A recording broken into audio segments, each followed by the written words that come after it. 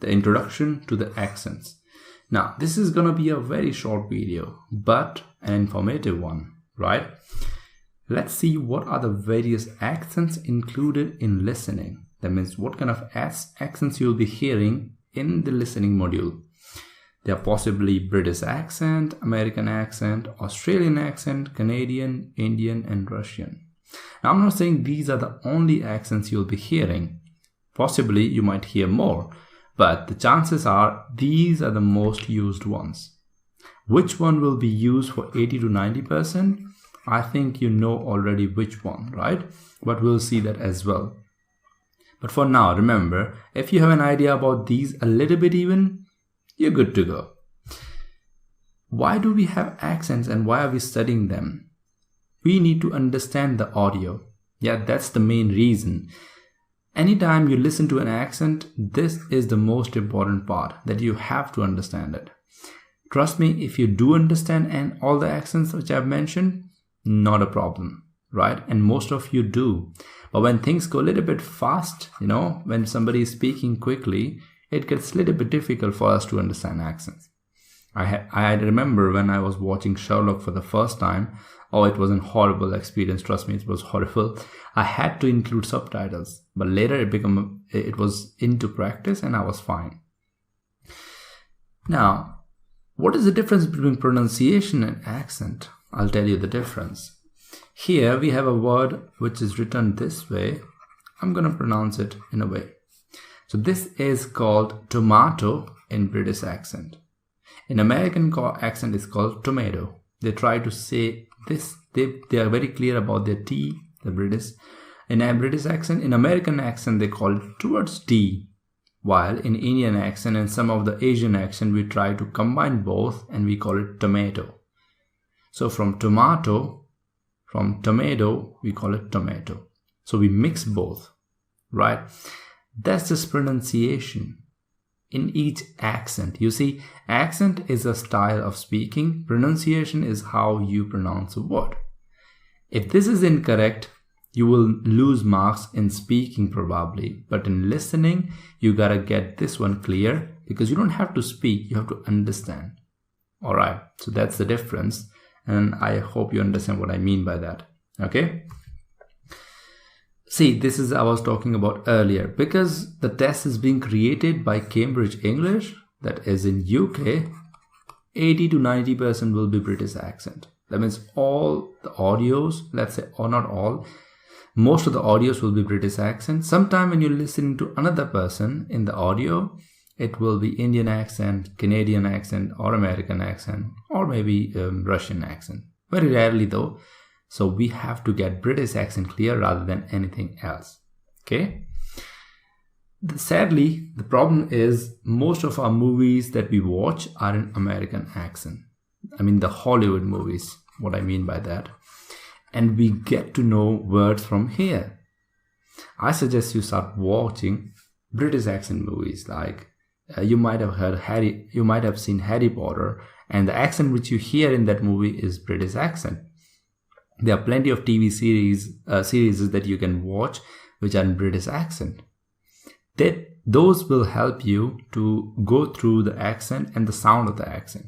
Okay? Watch out when you search about it if it has British accent or American accent. You can search about the movie and figure it out by reading about it. Alright? Let's see alphabet.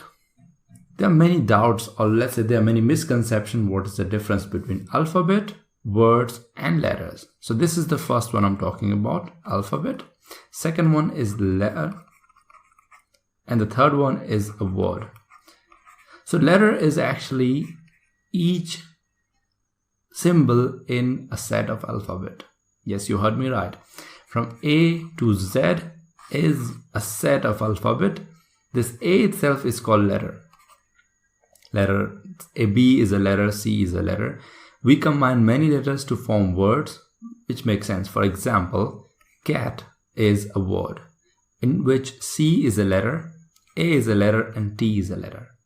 But they are taken from a set called alphabet. Never call it alphabets from now because that's incorrect. For that we need many sets, right? from A to Z, then we need to take another language, take their set of alphabet. That's one alphabet set. So let me show you how the alphabet set looks like. You're very familiar with this from your childhood, right?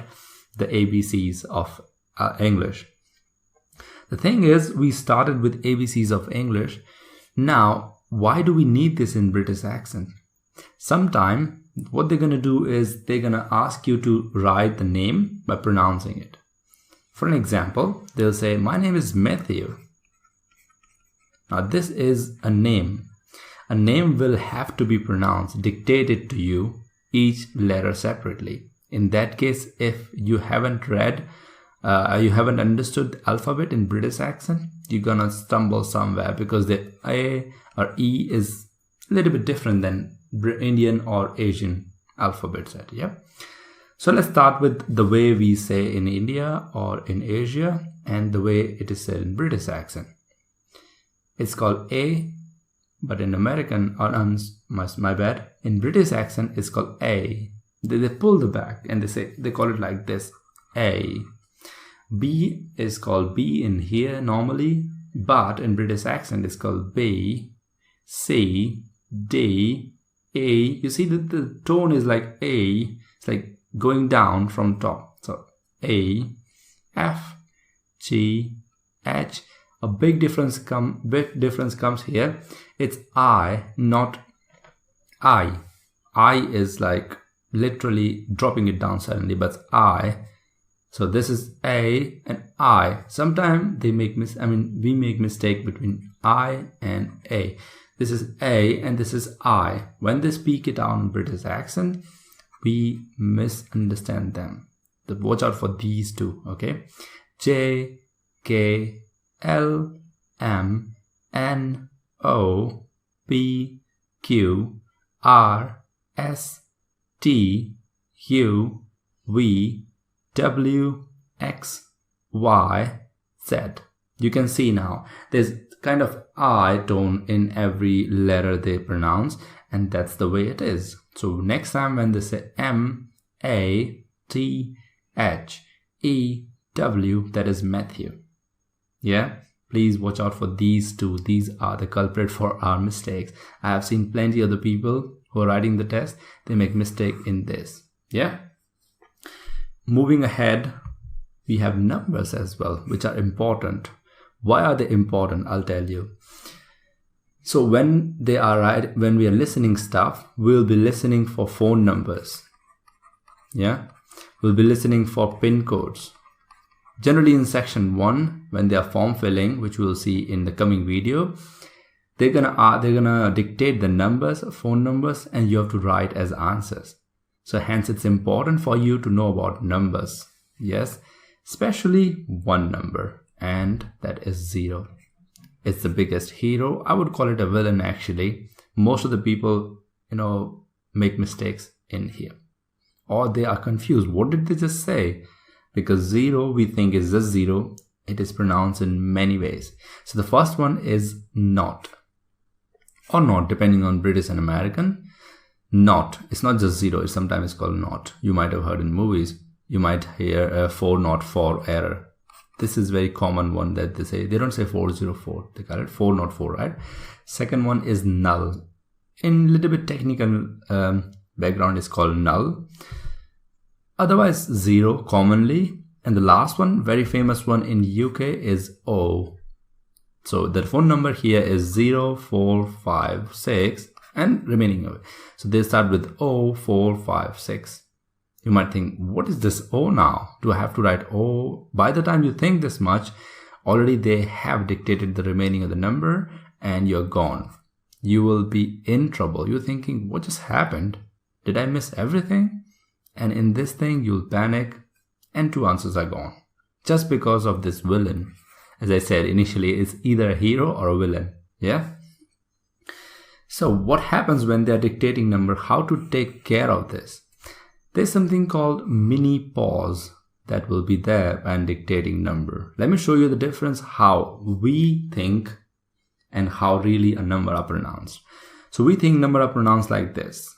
635623629. No, never. Numbers are not pronounced like this on television or in exam. They're pronounced like this: 635, 623, 6295. You see, when I said this thing, there was a mini pause between these. So I said this way: 635, 623, 6295. You see, there was a pause here. Please write down numbers when there's a mini pause. So when they group either 3 numbers or 4 numbers, or sometimes they also say like something like 66, 22. So there's double or triple, whatever it is. They'll take breaks after that. Very tiny pause. In that time, you write it down. Just don't start writing immediately as soon as they start. Write it here, here, and here, right? I hope I'm clear about this. This is going to help you to take the number or note down the number easily. Okay? Proceeding, we have pronunciation. Now see, pronunciation is something I've discussed initially in this video. We can't have the best pronunciation because, the way we are non-native speakers.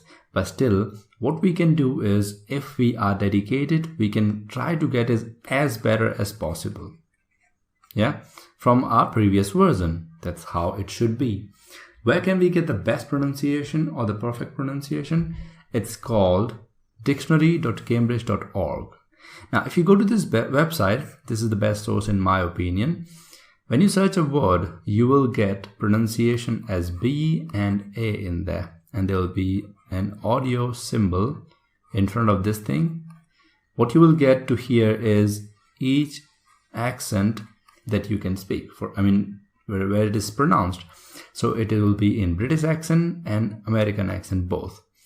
Whatever is applicable to you, what you think you are using, you will check. If you think you're wrong, replace it in your mind and keep repeating it.